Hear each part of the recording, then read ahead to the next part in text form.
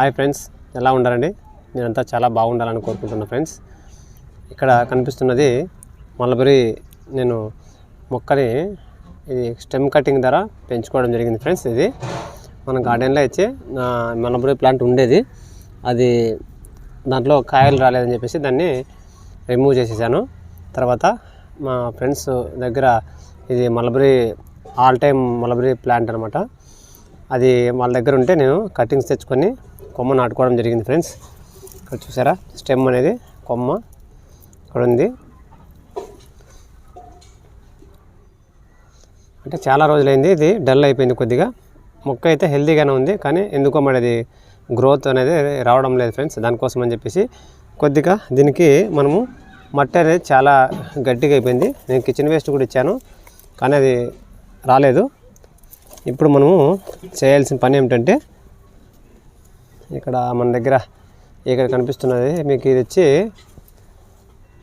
Beans మొక్క అండి. ఇది ఒక విత్తనం వేసాను అనమాట ఇందులో. ఇప్పుడు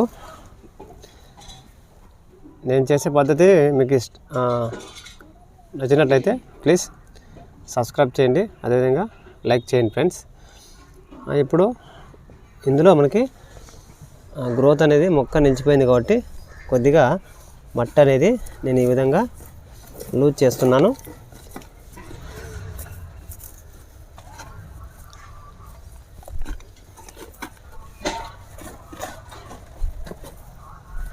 ఈ విధంగా మనము మట్టి అనేది లూజ్ చేయడం వల్ల మనకి బెనిఫిట్ అనేది ఉంటుంది ఫ్రెండ్స్. ఎందుకంటే ఇలా లూజ్ చేయడం వల్ల మనకి ఈ మొక్కకు సంబంధించిన వేరుకి గాలి అనేది తగలడం వల్ల మొక్క అనేది హెల్తీగా పెరగడం జరుగుతుంది ఫ్రెండ్స్.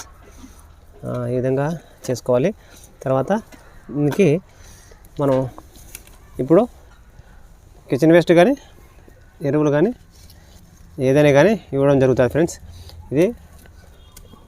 ఇది 6 months ఆవు పేడ అండి. ఇది ఆవు పేడ చాలా గట్టిగా ఉంది. ఇది పాతది అనమాట. దీన్ని మీరు కొద్దిగా రఫ్ చేసుకొని పొడి చేసుకొని వాడుకోండి. నా దగ్గర అయితే ఇదే ఉంది. కిచెన్ వేస్ట్ అయితే చాలా ఉంది, అది కూడా ఇస్తాను.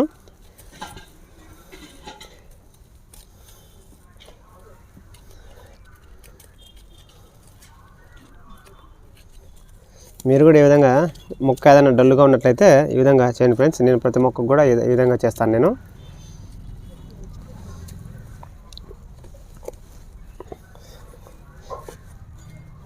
ఓకే, ఇప్పుడు ఈ విధంగా చేసేయండి.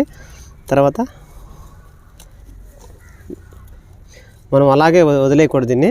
కొద్దిగా మట్టి అనేది తర్వాత మనం ఇలా చేసినట్లయితే ఈ పోషకాలు అనేది, ఈ ఎరువు అనేది మట్టిలో కలిసిపోవడానికి మనకి ఈ టిప్స్ అనేది యూజ్ అవుతుంది అనమాట.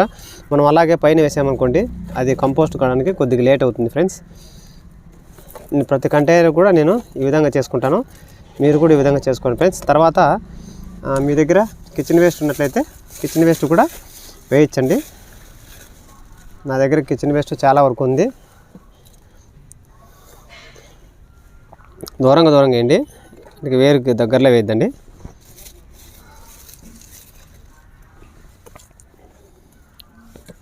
ఎక్సెల్స్ కూడా ఉన్నాయి చూసారా.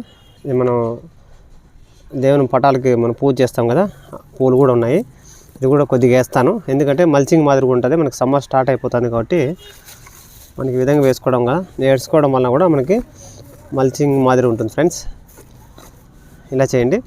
ప్రతి మొక్కకు కూడా మీరు ఈ విధంగా చేసుకున్నట్లయితే మంచి మొక్క అనేది గ్రోత్ చాలా ఉంటుంది ఫ్రెండ్స్.